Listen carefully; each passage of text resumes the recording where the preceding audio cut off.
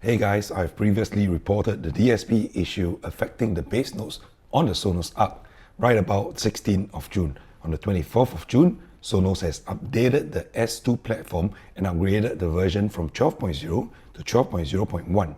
The problem was somehow alleviated, but it caused some other issues on its own. Then I thought, what if it affects all the other Sonos speakers as well?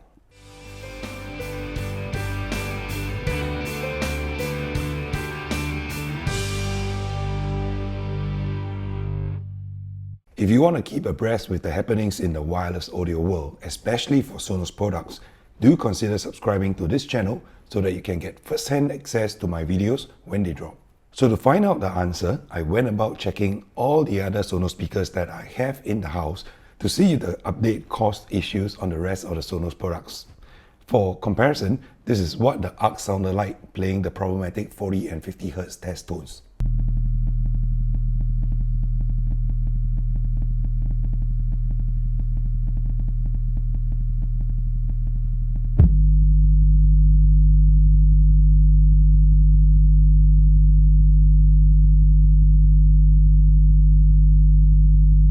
You would have noticed the rattling sound at 40 Hz and the wobbling bass notes at 50 Hz. Before the patch of the Sonos S2 controller app and the platform from 12.0 to 12.0.1, the problem was with the wobbling bass notes at 40 Hz. So after the patch, the wobbling bass notes shifted to 50 Hz, but to a much lesser extent. And then there was the rattling sound at 40 Hz, both not acceptable. Now moving on, this is how the other speakers sound like playing the same test tones on the S2 platform.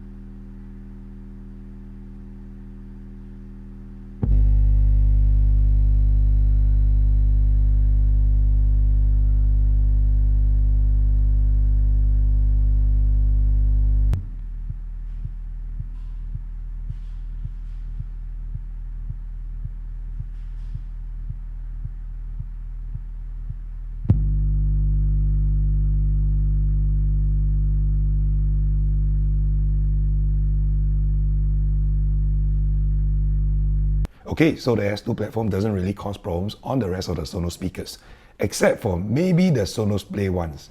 Now remember, because of the limitation of recording in a non-studio environment, some of the problems might come across as exaggerated, but you will have to trust my ears and what I say because I'm the one who's listening it to all the sounds live. The Sonos Sub was sounding the most confident with none of the bad characteristics.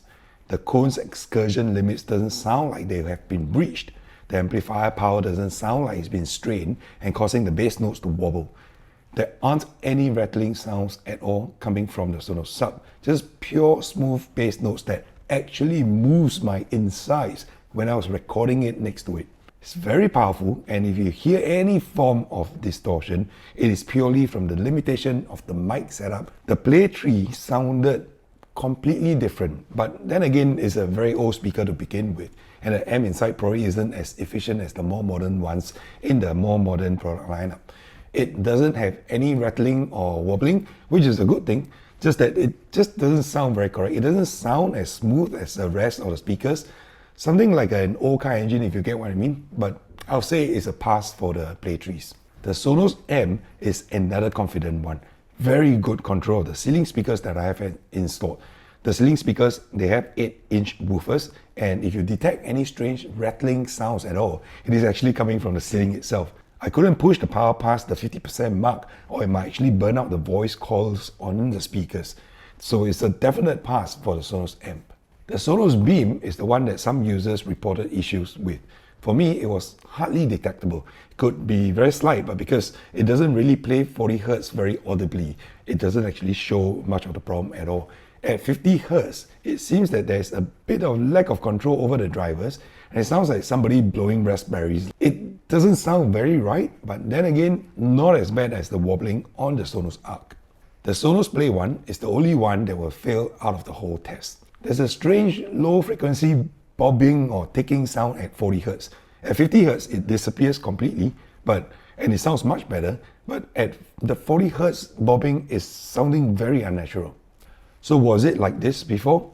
Did the S1 platform have the same problem as well? Just that we didn't notice it maybe.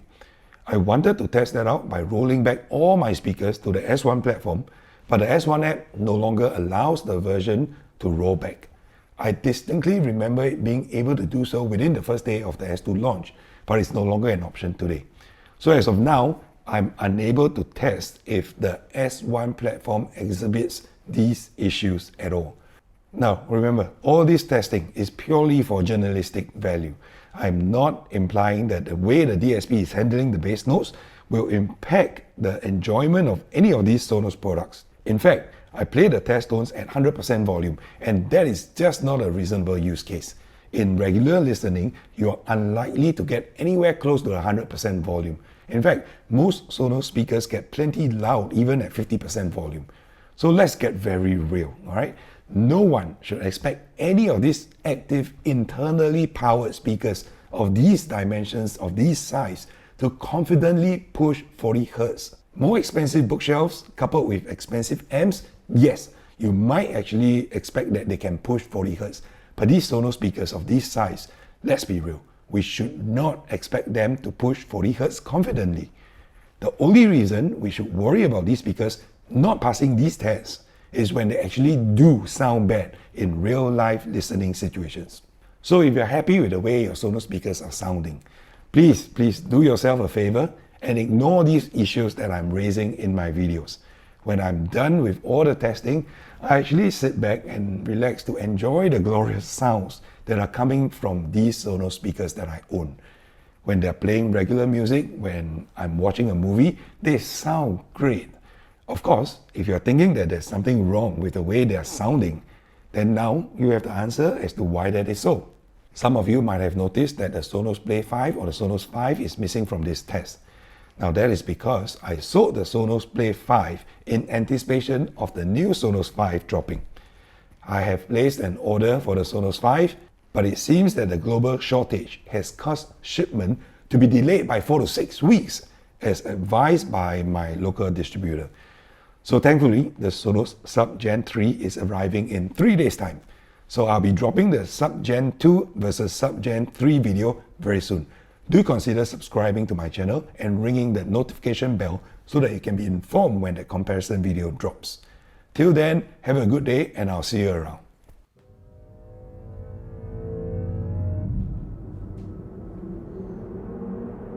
This is Dolby Atmos, the world's first object-based cinematic audio.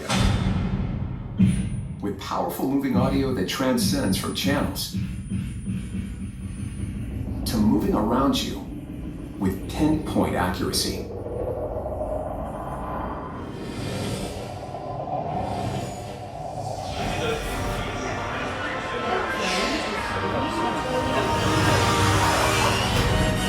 Whether the soundscape sets the mood of a scene,